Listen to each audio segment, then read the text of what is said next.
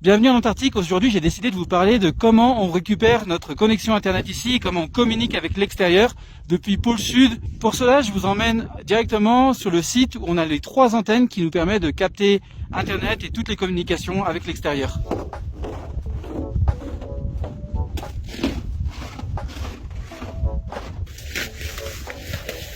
Alors première question, comment on a Internet ici au pôle sud en Antarctique? Ici on utilise 3 constellations de satellites.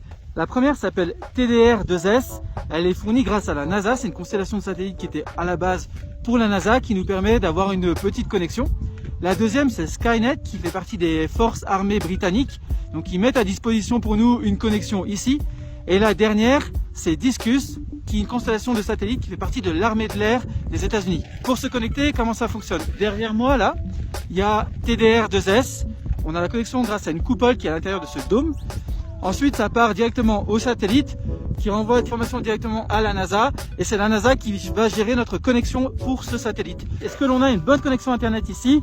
Oui, de 8h à 18h, heure de la Nouvelle-Zélande, car ici on suit l'heure de la Nouvelle-Zélande pour des raisons pratiques. On a une coupure à peu près de midi à 13h en ce moment et tous les jours cette connexion elle shift un petit peu de 5 minutes vers le matin. Durant l'hiver par exemple, on a eu beaucoup Internet durant la nuit. Ensuite, il y a beaucoup de gens qui m'ont demandé si on utilisait Starlink.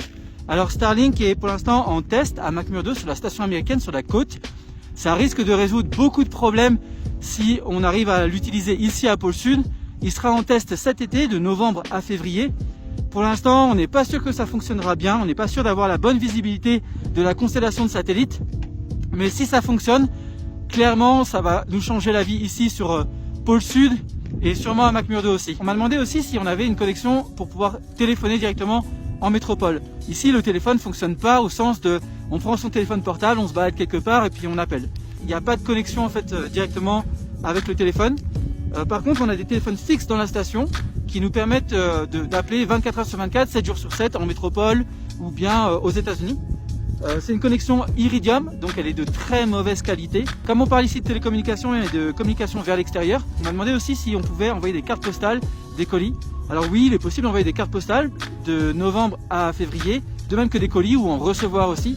Et il est même possible de faire du Amazon de novembre à février. Et la livraison, ça prend à peu près entre 3 semaines, je dirais, et 1 mois et demi. Bon, j'espère que ça vous aura plu. Si vous avez d'autres questions, n'hésitez pas à les poser dans le feed des commentaires. En attendant, je vous souhaite de rester au chaud.